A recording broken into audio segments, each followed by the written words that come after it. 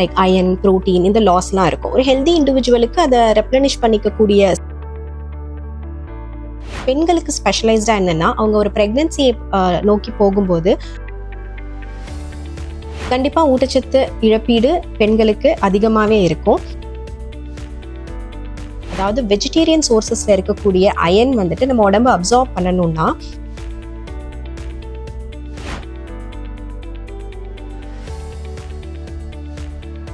வாழ்த்துக்கள் மேம். உங்களை பத்தி நம்ம நேயர்கள் கூட ஷேர் பண்ணிக்கோங்க. வாழ்த்துக்கள். என் பேரு கற்பகம். நான் ஒரு கிளினிக்கல் டயட்டீஷியன், அதாவது உணவியல் நிபுணரா இருக்கேன். ஒரு 3 வருஷம் அப்போலோ ஹாஸ்பிட்டல்ல ஒர்க் பண்ணேன். இப்போ தஞ்சாவூர்ல கன்சல்டன்ட் டயட்டீஷியன் தான். பேஷண்ட்ஸை பார்க்கறது மட்டும் இல்லாம நிறைய கம்யூனிட்டி ரீச் ப்ரோக்ராம்ஸ் பண்ணிட்டு இருக்கேன். பள்ளிகள், காலேஜ் ஸ்டூடெண்ட்ஸ், அப்புறம் ஆர்ஃபனேஜ்ல இருக்கக்கூடிய குழந்தைங்க, போர்டிங் ஸ்கூல்ல இருக்கக்கூடியவங்க குழந்தைங்க, ஓல்டேஜ் ஹோம், இங்கெல்லாம் போயிட்டு ஒரு ஊட்டச்சத்து பத்தின ஒரு விழிப்புணர்வு ப்ரோக்ராம் நடத்திட்டு இருக்கேன். நீங்க நியூட்ரிஷனிஸ்ட் அப்படிங்கிறதுனால ஃபர்ஸ்ட் இந்த கொஸ்டின், இந்த ஊட்டச்சத்து பற்றிய விழிப்புணர்வு யாருக்கு அதிகமா தேவைப்படுது? என்னை பொறுத்த வரைக்கும் ஊட்டச்சத்துடைய விழிப்புணர்வு யாருக்கு அதிகமா தேவைப்படுதுன்னா யங்ஸ்டர்ஸ்ன்னு சொல்லுவேன். அதாவது 13 வயசுல இருந்து 30 வயசுக்குள்ள இருக்கக்கூடிய வயதினர்களுக்கு ஊட்டச்சத்துடைய விழிப்புணர்வு அதிகமா தேவைப்படுது. ஏன்னா அவங்க தான் அவங்களோட வாழ்க்கையோட ஒரு குரூஷியல் ஸ்டேஜஸை மீட் பண்றாங்க. உதாரணத்துக்கு எஜுகேஷனா இருக்கட்டும், ஹையர் ஸ்டடீஸ், ஒரு கெரியரோட தொடக்கம், மேரேஜ், பிரெக்னன்சி, பேரண்ட்ஹுட் அப்படின்ட்டு முக்கியமான ஸ்டேஜஸ் வந்து இந்த வயதினர்கள் தான் ஃபேஸ் பண்றாங்க. சேட்லி இந்த டைம்ல தான் ஜங்க் ஃபுட் மேல ஒரு ஈர்ப்பு, ஹெல்தி ஃபுட்ஸ் மேல ஒரு வெறுப்பு, இதெல்லாம் வரத்துக்கும் இந்த வயசுல தான் ஒரு முக்கியமான டைம் பீரியடா இருக்கு. ஸோ இவங்களுக்கு கரெக்டான ஊட்டச்சத்து பத்தின ஒரு விழிப்புணர்வு இருக்கிறது ரொம்ப அவசியம்னு நான் நினைக்கிறேன். யங்ஸ்டர்ஸ்க்கு ஊட்டச்சத்து பற்றிய விழிப்புணர்வு அதிகமா தேவைப்படுது இல்லையா? அதே மாதிரி குழந்தைகளுக்குமே என்ன மாதிரியான உணவை ஊட்டச்சத்தா கொடுக்கலாம்? குழந்தைகளுக்கு ஊட்டச்சத்தா என்ன மாதிரி உணவு கொடுக்கலாம் அப்படின்னா, நம்ம இதுக்காக ஸ்பெஷலா தேடி பேன்கேக்ஸ் கொடுக்குறேன், நான் பெரிஸ் போட்டு ஷேக் கொடுக்குறேன் அப்படின்னு தான் பண்ணணும்னு இல்லை. அதுலயும் ஊட்டச்சத்து இருக்கு. பட் அதே அளவு ஊட்டச்சத்து நம்ம பாரம்பரியமா ரெகுலரா சாப்பிட்டுட்டு இருக்கிற நார்மல் சாப்பாடு, ஒரு பருப்பு சாதமா இருக்கட்டும், ஒரு உருளைக்கிழங்கா இருக்கட்டும், ஒரு கேரட், எல்லா காய்கறிகள், நம்ம நாட்டு காய்கறிகள்லயே அதோடைய ஊட்டச்சத்து இருக்கு.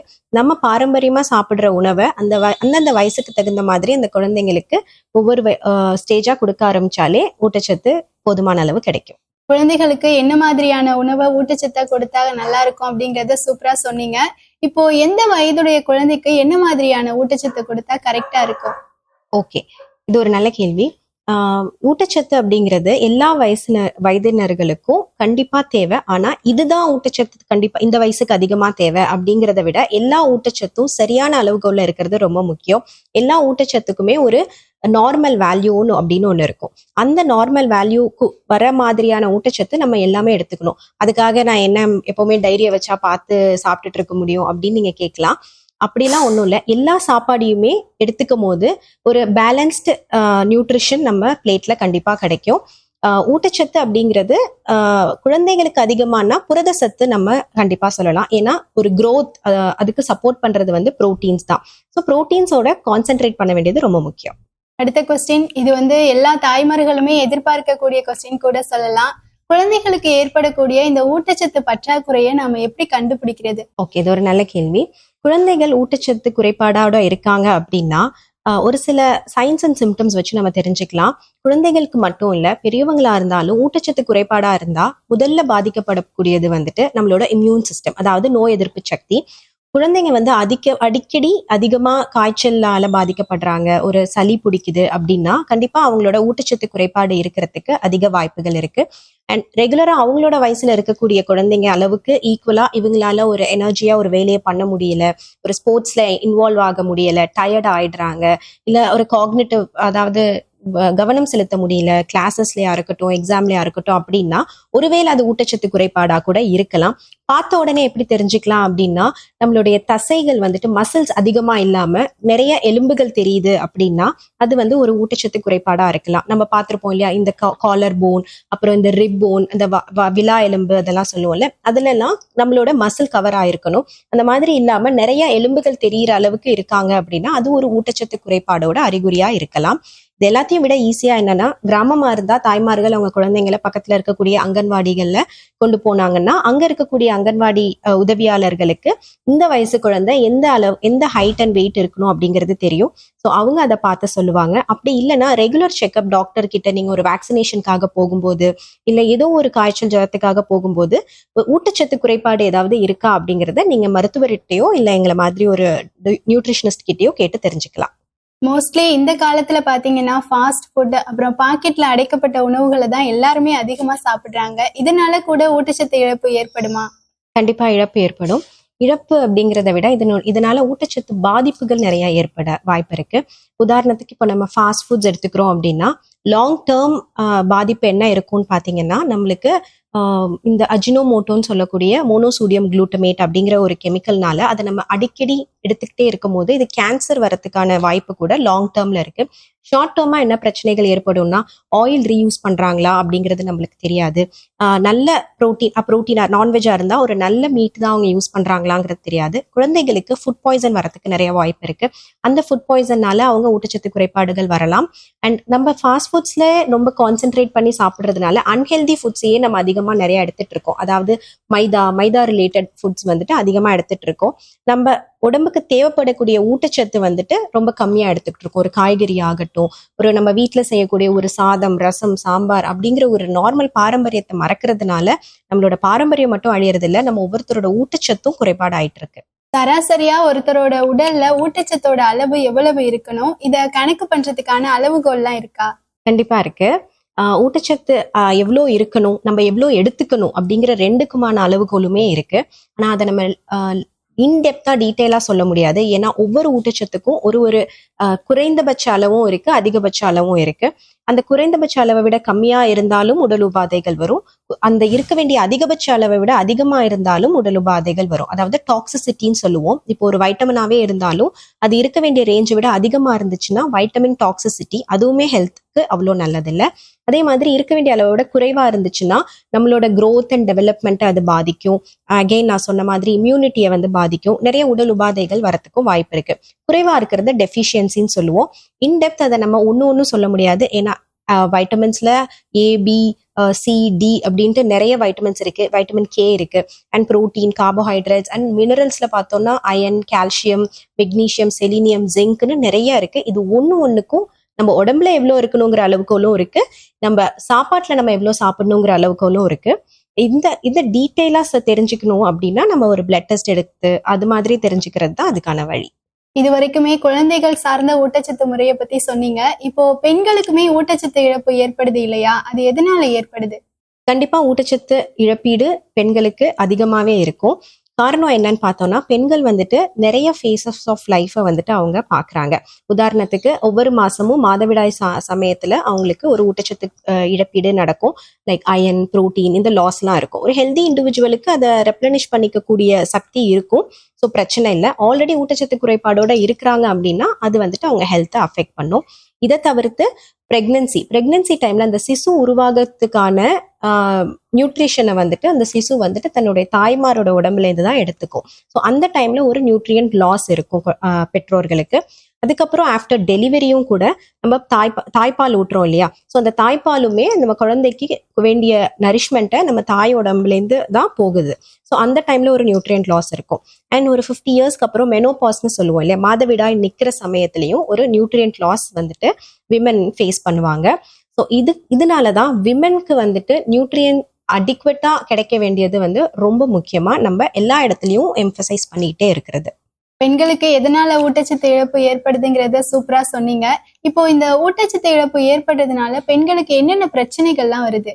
ஊட்டச்சத்து இழப்பு அப்படிங்கிறத விட ஊட்டச்சத்து குறைபாடோட இருக்காங்க அப்படின்னா அவங்க வந்துட்டு ஆஸ் யூஷுவல் எல்லாருக்கும் சொன்ன மாதிரி நோய்வாய்ப்படுவாங்க, இம்யூனிட்டி பாதிக்கப்படும். பெண்களுக்கு ஸ்பெஷலைஸ்டா என்னன்னா அவங்க ஒரு பிரெக்னன்சியை நோக்கி போகும்போது பிரெக்னன்சி டைம்ல நிறைய காம்ப்ளிகேஷன்ஸ் வரத்துக்கு வாய்ப்பு இருக்கு. அண்ட் லோ பர்த் வெயிட் குழந்தைகள், அதாவது உடல் எடை குறைவா இருக்கக்கூடிய குழந்தைகள் பிறக்கிறதுக்கு தாய்மார் வந்துட்டு ஊட்டச்சத்து குறைபாடோட இருக்கிறது ஒரு முக்கிய காரணமா இருக்கும். அந்த லோ பர்த் வெயிட் குழந்தையோட ஊட்டச்சத்தும் குறைபாடா இருக்கும். அதாவது ஒரு மேல்நரிஷ்ட் சைல்டு பிறக்கிறதுக்கான காரணமாகவும் ஒரு மேல்நரிஷ்ட் தாய்மார் இருக்கிறாங்க. ஸோ இதனால அவங்களோட நெக்ஸ்ட் ஜென்ரேஷனே அவங்க வந்துட்டு ஒரு ஊட்டச்சத்து குறைபாடோட இருக்கிறதுக்கான வாய்ப்பு இருக்கு. பெண்களுக்கு ஒவ்வொரு ஸ்டேஜ்லயுமே ஏற்படக்கூடிய ஊட்டச்சத்து குறைபாடுனால நிறைய பிரச்சனைகள் வருதுன்னு சொன்னீங்க இல்லையா? இப்போ அதே மாதிரி அவங்க பருவம் அடைஞ்ச ஸ்டேஜ்ல அவங்க கவனிக்க வேண்டிய விஷயங்கள்லாம் என்ன?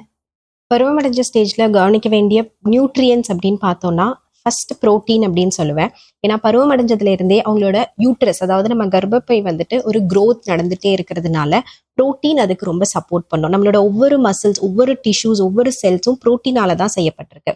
ஸோ புரோட்டீன்ல கான்சென்ட்ரேட் பண்ண வேண்டியது ரொம்ப முக்கியம். புரோட்டீன் அப்படின்னா நான்வெஜ்ஜா இருந்தா எக், முட்டை சாப்பிடலாம், முட்டையோட வெள்ளைக்கரு, சிக்கன், ஃபிஷ், இதெல்லாம் வந்துட்டு குட் சோர்சஸ் ஆஃப் ப்ரோட்டீன். இதே வெஜிடேரியனாக இருந்தால் பருப்பு வகைகள், சோயா சங்க்ஸ் இப்போ வந்து ஈஸியாக கிடைக்குது, வேற ஒன்றும் இல்லை, மீல் மேக்கர் அது ரொம்ப ஈஸியாக கிடைக்கிறது. பருப்பு வகைகள், சுண்டல், இதெல்லாம் எடுத்துக்கும் போது ப்ரோட்டீன் நிறையா கிடைக்கும். அண்ட் அயன்ங்கிறது ரொம்ப முக்கியம். குழந்தைகளுக்கும் சரி பெண்களுக்கும் சரி அயன் ரொம்ப முக்கியம். அயன் நம்மளுக்கு தெரியும் எதுல கிடைக்குது, மாதுளம்பழம், அத்திப்பழம், இதெல்லாம் தவிர்த்து கீரை வகைகள்ல நிறைய அயன் இருக்கு. பட் ரொம்ப முக்கியமான ஒரு விஷயம் என்னன்னா, கீரை வகைகள் நம்ம அயனுக்காக சாப்பிடும் போது எல்லாரும் மிஸ் பண்ற ஒரு விஷயம் என்னன்னா வைட்டமின் சி. அந்த அயன் வந்து கீரையில இருக்கக்கூடிய அயனை, அதாவது வெஜிடேரியன் சோர்சஸ்ல இருக்கக்கூடிய அயன் வந்துட்டு நம்ம உடம்பு அப்சார்ப் பண்ணணும்னா அதுக்கு வைட்டமின் சி சத்து தேவை. அந்த வைட்டமின் சி சத்து எதுல இருக்கு அப்படின்னா நம்மளோட சிட்ரஸ் ஃப்ரூட்ஸ்னு சொல்லுவோம் இல்லையா, எலுமிச்சப்பழம், ஆரஞ்சு, இந்த ஜூஸை வந்துட்டு இன்னைக்கும் நம்ம கீரை சாப்பிட்றோம், நம்மளுக்கு அயன் சத்து வேணும் அப்படிங்கிறதுனால கீரை சாப்பிட்றோம் அப்படின்னா அதோட சேர்த்து அன்னைக்கு ஒரு கப் ஆஃப் ஆரஞ்சு ஜூஸோ இல்லை லெமன் ஜூஸோ சேர்த்து எடுத்துக்கிட்டோம்னா அந்த அயன் நம்ம உடம்புல அப்சார்ப் ஆகும் ஈஸியா. இதே நான்வெஜ் சோர்சஸ்ல இப்போ ஒரு ஈரல் சாப்பிட்றோம், ஒரு சுவரொட்டி சாப்பிட்றோம் அயன் வேணுங்கிறதுக்காக அப்படின்னா அதுக்கு இந்த வைட்டமின் சி தேவையில்லை. அந்த அயன் நம்ம உடம்புல நார்மலாவே ஈஸியா அப்சர்வ் ஆயிடும். ஸோ இந்த அயனை கான்சென்ட்ரேட் பண்ண வேண்டியது ரொம்ப முக்கியம். நெக்ஸ்ட் முக்கியமான விஷயம் வந்து கால்சியம்.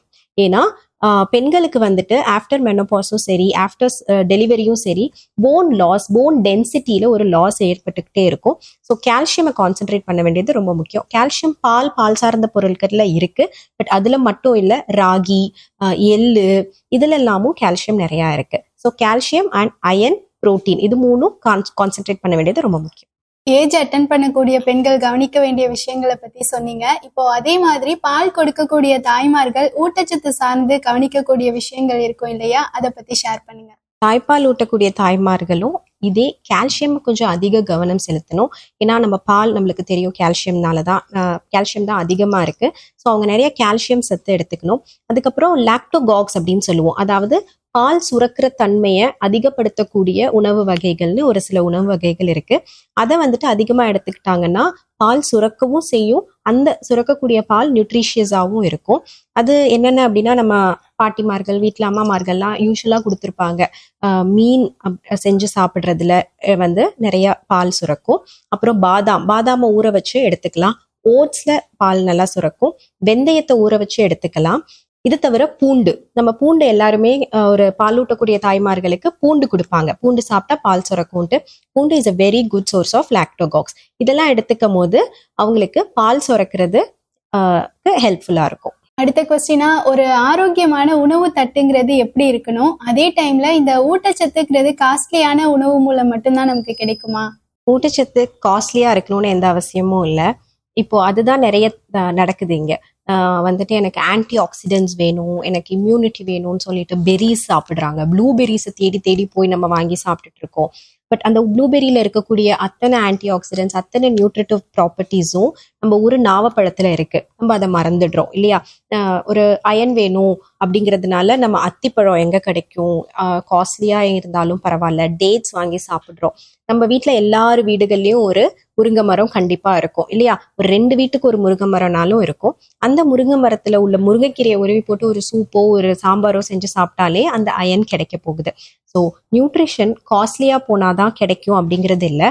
நார்மலா நம்ம ஊர் சாப்பாட்லயே நம்மளுக்கு வீட்டுல விளைய வைக்கக்கூடிய உணவுல இருந்தே எல்லா நியூட்ரிஷனும் கண்டிப்பா கிடைக்கும். அதை எல்லாருக்கும் தெரிய வைக்கணுங்கிறது தான் என்னோட நோக்கமாகவும் இந்த 3 வருஷமாவும் இருக்கு. அதனாலதான் நானும் ஹோம்ஸ் அந்த மாதிரி இடங்கள்ல எல்லாம் போயிட்டு நீங்க காஸ்ட்லியா போய் தான் உங்களோட நியூட்ரிஷன் எடுத்துக்கணும் அப்படிங்கிறது இல்லை. யூஸ்வலா நார்மலா கிடைக்கக்கூடிய சீசனல் ஃப்ரூட்ஸ், சீசனல் வெஜிடபிள்ஸ் அப்படின்னு சொல்லுவோம் இல்லையா, நம்ம வீட்டுல விளை வைக்கக்கூடிய வெஜிடபிள்ஸா இருக்கட்டும், சீசனுக்கு கிடைக்கக்கூடிய பழங்கள், இதெல்லாம் எடுத்துக்கிட்டாலே ஒருத்தவங்களுக்கு கிடைக்க வேண்டிய நியூட்ரிஷன் கம்ப்ளீட்டா கிடைக்கும். நெக்ஸ்ட் நீங்க கேட்டீங்க ஒரு ஆரோக்கியமான உணவு தட்டு எப்படி இருக்கணும் அப்படின்ட்டு. ஒரு ஆரோக்கியமான உணவு தட்டு அப்படின்னா ஒரு பேலன்ஸ்டு டே பிளேட் அது அப்படின்னு நம்ம சொல்லுவோம். மை ஹெல்தி ஈட்டிங் பிளேட் அப்படின்னு வந்து ஒரு ஸ்டாண்டர்ட் ஒன்று இருக்கு. அது எப்படி இருக்கணும்னா முக்காவாசி ஒரு 60% ஆஃப் யுவர் பிளேட் வந்துட்டு ப்ரோட்டீனால கவர் ஆயிருக்கணும். ப்ரோட்டீன்னா அப்பனா சிக்கன்னா வந்துட்டு 150 கிராம்ஸ் எடுத்துக்கணுமா, எக் எடுத்துக்கணுமா அப்படின்னு அவசியம் இல்லை. நம்மளோட நார்மல் சவுத் இந்தியன் பிளேட் எப்படி இருக்கு, ஒரு ரைஸ் வச்சிருப்போம், கண்டிப்பா ஒரு சாம்பார் இருக்கும், ஒரு கூட்டு இருக்கும், ஒரு பொரியல் இருக்கும் இல்லையா. கூட்டுல பருப்பு போடுவோம், பாசி பருப்போ இல்லை ஏதோ ஒரு பருப்பு போட்டு தான் ஏதோ ஒரு காய்கறியோட கூட்டு செய்யறோம். அந்த பருப்பு ஒரு புரோட்டீன் தான். சாம்பார்ல இருக்கக்கூடிய பருப்பு ஒரு புரோட்டீன் தான். அண்ட் ரைஸ் கார்போஹைட்ரேட்ஸ், அதாவது மாவுச்சத்துக்கு ரைஸ் இருக்கு. காய்கறி அதாவது ஃபைபர்ஸ், அதுக்கு வந்துட்டு காய்கறி, அந்த காய்கறியில ஃபைபர்ஸ் மட்டும் இல்ல வைட்டமின்ஸ் அண்ட் மினரல்ஸும் இருக்கு. ஸோ முக்காவாசியான பிளேட் 60% ஆஃப் யுவர் பிளேட் வந்து ப்ரோட்டீன்னாலையும் இந்த காய்கறினாலையும் கவர் ஆயிடணும். பேலன்ஸ் 30% ஆஃப் யுவர் பிளேட் தான் கார்போஹைட்ரேட்ஸால இருக்கணும், அதாவது புரதச்சத்தால இருக்கணும்.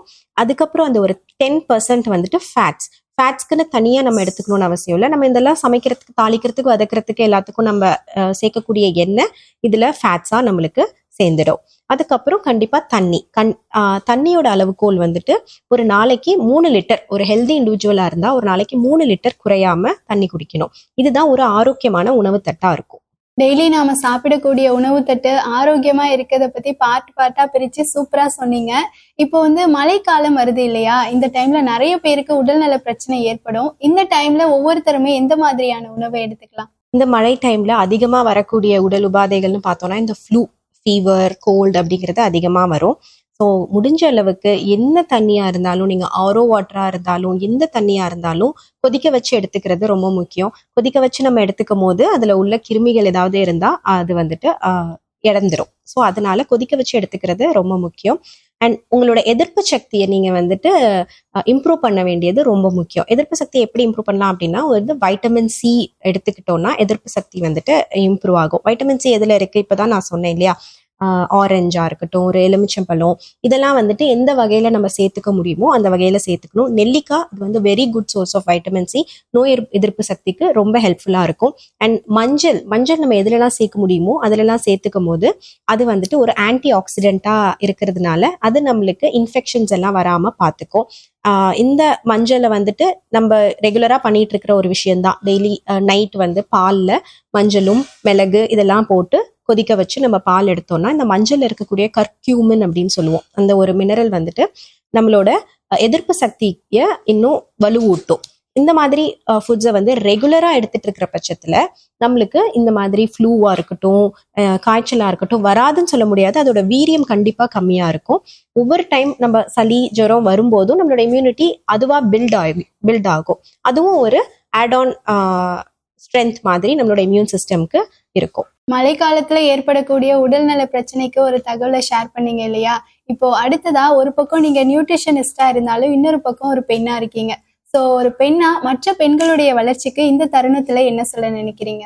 ஒரு பெண்ணா என்னோட எக்ஸ்பீரியன்ஸ் வச்சு நான் சொல்லணும்னா, நம்ம ஃபர்ஸ்ட் போராட வேண்டியது யாரை எதிர்த்து அப்படின்னா நம்மளுக்குள்ளார இருக்கக்கூடிய லிமிட்டிங் பிலீஃப்ஸை எதிர்த்து தான். அதாவது எனக்கு இது சரியா வருமா, நான் வந்து இதுல நல்லா பண்ணுவேனா, என்னால இது முடியுமா, நம்ம ஃபேமிலிக்கு இது செட் ஆகுமா, எனக்கு இது செட் ஆகுமா அப்படின்னு நம்மளுக்குள்ளார நிறைய லிமிட்டிங் பிலீஃப்ஸ் இருக்கும். நம்மளை பற்றியே நம்மளுக்கு நிறைய கேள்விக்குறிகள் இருக்கும். நம்ம அதோட ஃபர்ஸ்ட் போராடணும். அதோட நம்ம போராடி நம்ம மைண்டை நம்ம கரெக்ட் பண்ணிட்டோம்னா வேற எந்த எக்ஸ்டர்னல் ஃபேக்டர்ஸும் நம்மளை அஃபெக்ட் பண்ணாது. ஒரு பொண்ணு முடிவு பண்ணிட்டா கண்டிப்பா அவளுக்கு வேணுங்கிறத அவள் கண்டிப்பா சாதிச்சிருவா. அதை கரெக்டான முறையில சாதிக்கிறது தான் ரொம்ப முக்கியம். ஃபர்ஸ்ட் நம்ம போராட வேண்டியது உங்களுக்குள்ளார உங்களை பத்தி இருக்கக்கூடிய உங்க சந்தேகங்களை மட்டும்தான். இது வரைக்குமே ஊட்டச்சத்து நிபுணரா நிறைய நல்ல தகவல்களை ஷேர் பண்ணீங்க. இப்போ லாஸ்டா நம்ம அதிரை எஃப்எம்க்கும் அதிரை எஃப்எம் நேயர்களுக்கும் என்ன சொல்ல போறீங்க? அதிரை எஃப்எம் நேயர்களுக்கு நான் சொல்ல நினைக்கிறது ஃபர்ஸ்ட் நன்றி. என்னுடைய இந்த உரையை வந்துட்டு கேட்டதுக்கு ஃபர்ஸ்ட் நன்றி தெரிவிச்சுக்கிறேன்.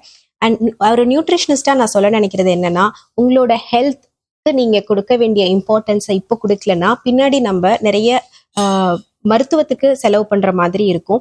நம்மளுடைய ஃபவுண்டேஷன் ரொம்ப முக்கியம் இல்லையா. எந்த ஒரு பில்டிங்கா இருந்தாலும் ஃபவுண்டேஷன், ஒரு ஹியூமன் பாடியோட ஃபவுண்டேஷன் அப்படிங்கிறது அந்த ஊட்டச்சத்துல தான் இருக்கு. ஸோ நம்ம நாளைக்கு குழந்தைக்கு வேணும், பேரப்பிள்ளைக்கு வேணும்ன்ட்டு எப்படி சொத்து சேர்க்கிறோமோ அதே மாதிரி இன்னைக்கே உங்க ஹெல்த்லயும் இன்வெஸ்ட் பண்ணினீங்கன்னா அது உங்க குழந்தைக்கிலும் உங்க பேரப்பிள்ளைங்க உங்களோட எல்லா சந்ததியும் நம்ம அம்மா இப்படி இவ்வளோ நல்லா நம்மள ஹெல்தியா இருந்து நம்ம கூட இவ்வளோ நாள் வரைக்கும் பயணிச்சாங்க, நம்ம பாட்டி நம்ம கூட இவ்வளோ நாள் வரைக்கும் பயணிச்சாங்க அப்படிங்கிறதும் ஒரு பெரிய சொத்தா இருக்கும் அப்படின்னு நான் நினைக்கிறேன். அண்ட் இந்த மாதிரி இந்த எஃப்எம் வந்துட்டு அதிகமா கேட்கிற பழக்கம் இப்ப கொஞ்சம் நிறைய கம்மியாயிடுச்சு. பட் இந்த எஃப்எம் நம்ம கேட்கறதுனால நம்மளுடைய டிஸ்ட்ராக்ஷன்ஸ் எதுவும் இல்லாம விஷயத்த மட்டும் நம்ம கேட்டுக்க முடியும். நம்ம ஏதோ ஒரு வேலை செஞ்சுட்டே கூட நம்ம செய்யலாம், எந்த ஒரு காரணமும் இல்லாம வேலை செஞ்சுட்டே எஃப்எம் கேட்கலாம். அதுவும் இப்போ அதிரை எஃப்எம்ல வந்துட்டு மகளிர் மட்டும் சீரியஸ் பண்ணிட்டு இருக்காங்க. இப்போ நீங்க கேட்டீங்க இல்லையா, பெண்கள் வளர்ச்சிக்கு என்ன பண்ணணும் அப்படின்ட்டு. இப்படி ஒவ்வொரு பெண்களோட வளர்ச்சியையும் நீங்க ஒவ்வொரு நாளும் சொல்லிட்டு இருக்கும் போது இதை கேட்கிற ஒரு பெண், இன்னொரு பெண், எங்கேயோ ஒரு ஓரத்துல இருக்கிற ஒரு பெண்ணுக்கு வந்துட்டு இது ஒரு இன்ஸ்பிரேஷனா இருக்கும். நம்மளும் ஏன் இதுல செய்யக்கூடாது, நம்மளுக்கும் இது தெரியுமே, நம்மளும் இது மாதிரி பண்ணிருக்கலாமே அப்படிங்கிற ஒரு இன்ஸ்பிரேஷனா இருக்கும். ஸோ எங்கெங்கயோ இருக்கிற உங்களுக்கு இன்ஸ்பிரேஷன் வந்து நீங்களும் இந்த மாதிரி அச்சீவ் ஆகணுங்கிறதுனாலதான் இந்த அதிரை எஃப்எம் இப்படி ஒரு நிகழ்ச்சியை நடத்திட்டு இருக்காங்க. ஸோ கண்டிப்பா தவறாம அதிரை எஃப்எம் உங்களுடைய அன்றாட வாழ்க்கையில ஒரு பங்கா சேர்த்துக்கிட்டு ரெகுலரா கேட்டீங்கன்னா உங்களோட லைஃபும் ஏதோ ஒரு தருணத்துல மாற வாய்ப்பு இருக்கு. Okay, thank you so much ma'am.